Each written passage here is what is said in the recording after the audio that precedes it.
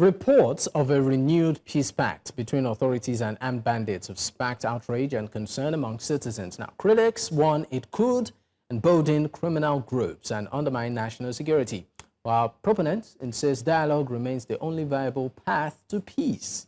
As Nigeria repeating old mistakes or trying a pragmatic approach to end the circle of violence. Now, joining us further in this conversation is Dr. Nwachukwu Anakwenze, as the former PDP presidential aspirant 2022.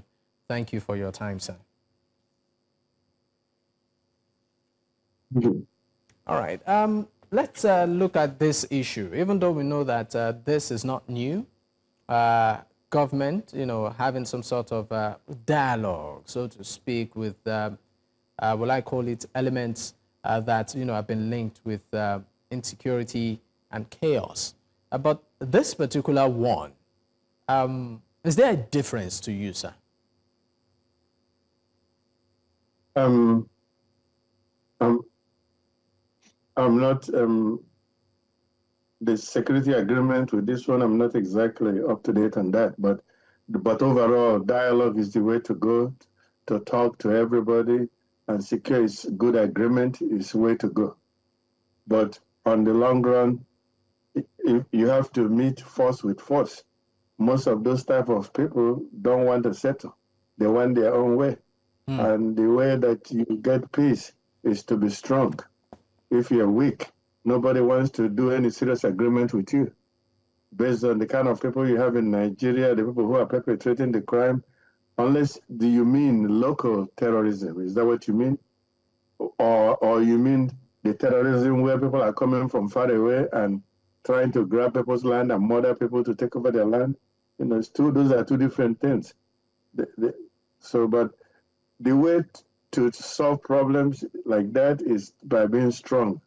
All right. So I'm going to ask you, looking at what we have seen over the years, with arrangements like this, where we've had situations where, amnesty has been given. At some point, they even say reintegration and rehabilitation programs. We see that happen over the years.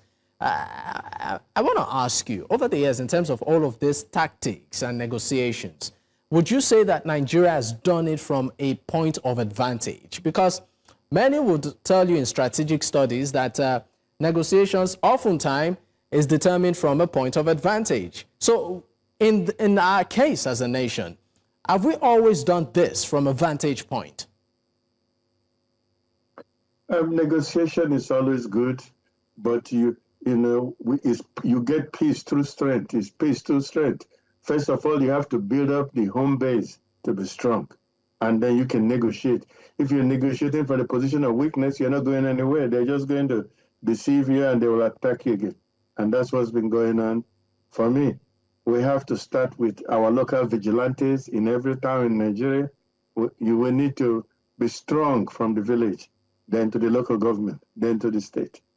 And you have to have your vigilantes work with the local police, work with the police, army, Navy, Air Force. They don't work independently, but they will work with them. If you are depending on Nigerian Army or police or Air Force to come from Abuja to save you, you're deceiving yourself. All your people will be killed. So you have to start from the grassroots and have your people well equipped with jeeps, motorcycles, equipment to defend yourself. Whatever those terrorists are coming with, you have to be ready to match them, blow for blow. The local people are more determined to defend their land than police coming from Abuja. So while we work with the police, you have to be strong from within. You have to be well equipped. Your successful people from your villages are the ones that pay to have vigilantes. Where I come from, we have 150 vigilantes in my town. They are paid up 40,000, 45,000 every month. It's like a job. It's like a salary. Every day they go looking out for those terrorists. Every day, day and night. Where I come from, we have CCTV monitoring the key parts of the town. If we see any suspicious person or somebody who doesn't belong, the village next there will march quickly and arrest the person and find out what they want. You have to be on top of your game like that. You cannot be waiting and just praying. praying for God to help you. God helps who helps themselves. Okay. I mean, let's work with some statistics. Yeah, I mean, looking at Nigeria alone, we know that some states that have been affected by bandits attack. We have Zamfara State, for instance. There has been some sort of what I call it center of some of these attacks by heavily armed men with frequent kidnappings and killings. We have Benue State, Kaduna State, Niger State, Katsina, Borno State, and Yobe State, even Plateau State. And over time, we have had different tactics in addressing this issue. Some have suggested kinetic approach. There have also been others that say, you know what, let's use non-kinetic. Some are insisting, just like you, that dialogue should be on the table. But I want to put it to you, looking at the gravity of these attacks. For instance, in 2025 alone, Nigeria's Human Rights Agency releases about figures showing at least 2,000 persons plus were killed in the first half of 2020, compared to 1,000 plus, that happened in 2024. We know that those figures, if you had to compile all of them, the amount of lives that have been lost as a result of these various attacks runs into very astonishing numbers. So I want to put it to you, do you think as a nation we have passed the level of dialogue? Right now, we need to be more definitive, in our approach. Do you think this should be the case? There should always be dialogue, but you have to be strong. But don't you also think that this also makes, I'm sorry, don't you also think, sir, that this also gives a perception to these bandits that maybe, just maybe, the government or the authorities are weak? Yeah, that's what I told you. You get peace through strength. They see the government as weak. That's why they come and you go to sleep, then they come back. The best defense is to prepare the people in every town in Nigeria, through their king, through their president, PG, have them trained, equipped, and match them blow for blow, match them for stick, knife for knife, cutlass for cutlass. If it's AK-47 they're carrying, you match them with that. That's the only way. Only when they come and they can't go back, that's when it will stop. If they come and you are there peacefully and they attack your village to kill people, you can't let them escape. You have to work with surrounding towns. They can't escape. You have to catch them. They have to go to the bush, and our ancestors will open up their mouth and swallow them. Nobody will respect a weak man. And those people coming are not stronger than us. We just need to train our people and equip them. That's all.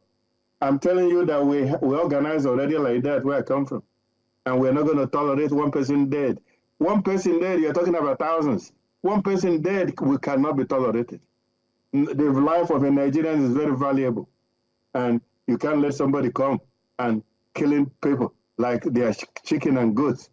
We can't tolerate that. Any government or governor that cannot protect their people should resign. That's their job, to protect their people. But some of them, just to interrupt you, let's look at it from the angle of the governors. The governors, many of them, or some of them will tell you that they do not have exclusive powers when it comes to security in their state, that all of that still rests with the center. That's not true.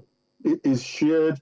Where I come from, we have our local governments have power, our towns have power. Within our towns, the 10 villages have power. They have security, they have vigilantes, and they're equipped. Where I come from, and they work with the local government. They work with the state government. They pass law. The state government passes law to equip all the towns in your state. These people didn't do anything. They didn't pass any law. They have to go to the legislature and pass law and create vigilante throughout the state, link them up with walkie-talkies, link them up with CCTV. What I'm telling you is what we have. I'm telling you what we have. And we work with the police. We are not trying to throw the police away. We work with them, but we can't wait for them. All right. Just before I let you go, sir, let's also look at the talk around state police. This is something that has been on the front burner for quite some time now. Do you think that to some extent this could help alleviate many of the security challenges being faced across certain states? In 30 seconds. Yeah, it's state police will help. You bring governance closer to the people. You bring security closer to the people. I know there is a chance of tribalism entering there to kill other people, but overall it's better when you have people who know the area, securing the area where they work at. State police will help. All right, thank you so much for your time. Dr. Nwachukwu Anakwenze is the former PDP presidential aspirant in 2022. It's been a pleasure having this conversation with you. Thank you for your time.